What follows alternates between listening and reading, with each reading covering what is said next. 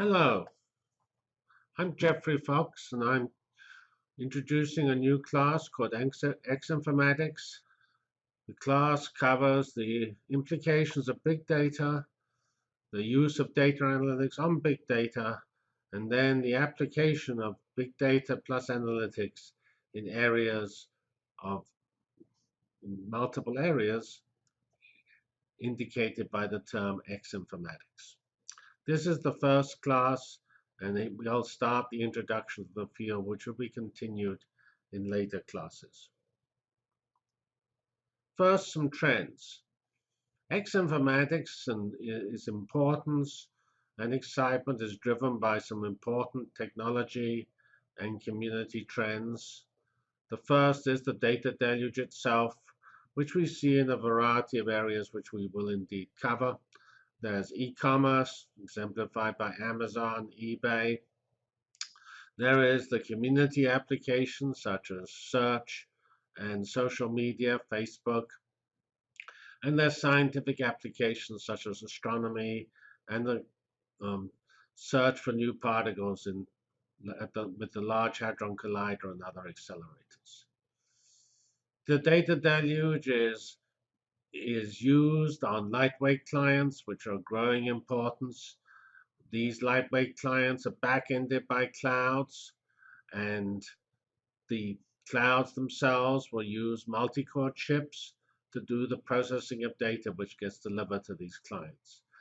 These multi-core chips enable a substantial amount of parallel computing, and this parallel computing then in a different implementation drives so-called exascale initiatives which allow very detailed simulations which can be very important in several areas. However, this class will not discuss the implications of exascale simulations.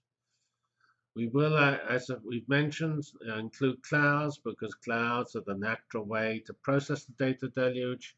We will find that clouds are suitable for data-intensive applications, plus providing cheap, environmentally friendly computing. The computing is easier to use in many ways.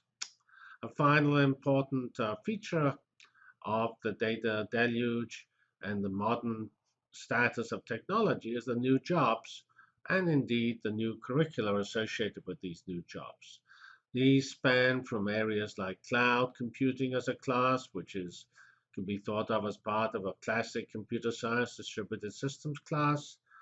It can be thought of as a statistics or data mining or machine learning class, which covers the data analytics, which is the processing of the data.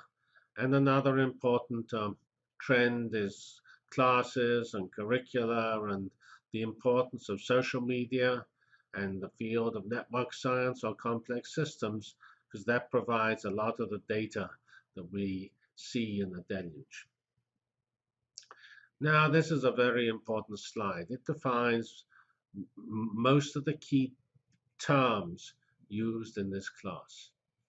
The deluge starts with data or raw data.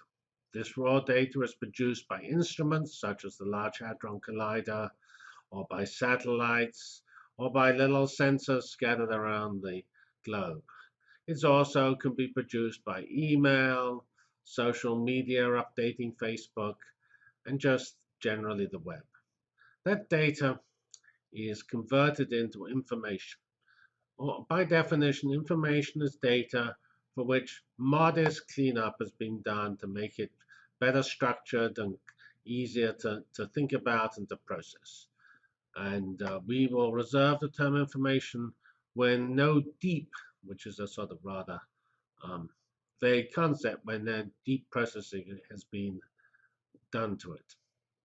After information, we get knowledge, wisdom, and decisions. And knowledge, wisdom, decisions, or the policies that come from decisions when those are made by the government and related decision-making organizations, they come from applying deep, sophisticated machine learning, data mining, or other processing to information. So we go data, information, knowledge, wisdom, decisions, policy. And data analytics describes these conversion processes as we go through this pipeline with either simple or sophisticated computing filters. That's data analytics. And it's a very important area where huge progress has been made over the last few years. We will use the term data science to describe this entire process of taking data into wisdom. And we could also use it for an academic field which describes this process. Finally, we come to the actual name of the course, X Informatics.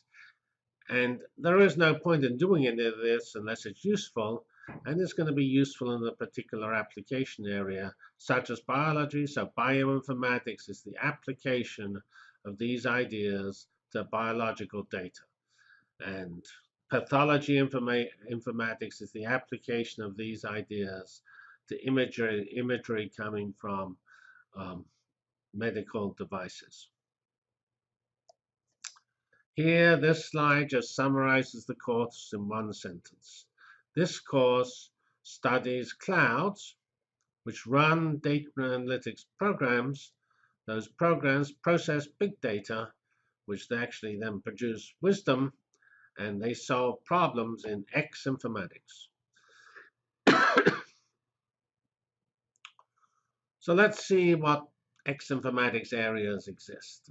In general, you could imagine lots existing, and if you go to the internet, you will find many have been defined. The life science area is particularly replete with the X informatics areas. There's biomedical informatics, medical informatics, bioinformatics, chem informatics, health informatics, pathology informatics.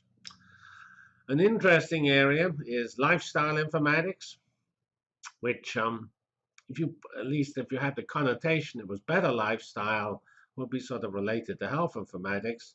But more generally, you could say it's just informatics devoted to making our lives, enabling our lifestyle, when it would actually correspond to the technology to enable data processing in Facebook and similar applications.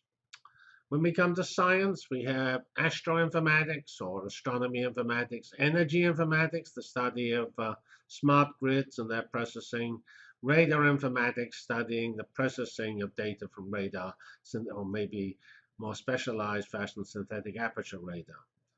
The particle physics discoveries of the Higgs boson emphasize the importance of physics informatics, although that field tends not to be used with that name. In the school in Bloomington, Indiana, we have a social informatics group, so that's a nice example of X informatics. If you go on the internet, you will find the financial related informatics, business, wealth, marketing, financial informatics. Another area in the school is security informatics. Related to that is crisis informatics, the technology to deal with the response to earthquakes, and other natural hazards. There's also intelligence informatics, which you could say is the use of informatics to support the national security applications. Finally, a slightly different context is policy informatics, where really informatics produces policies. I don't think there's an informatics of policy itself, because effectively many X informatics fields impact policy. But you will find many policy informatics activities defined already. These galaxy of X informatics areas is defined in this slide here, which just has a set of logos for the fields I've already discussed. In the bottom right, you have lifestyle informatics and energy informatics. On the top right and left, you actually have two uses of the term X informatics I discovered on the web. And in there, you will find the other ones I've already mentioned on the previous slide. So this is a well-defined area, but up to now has never been really discussed from the unified point of view, which we will take in this class.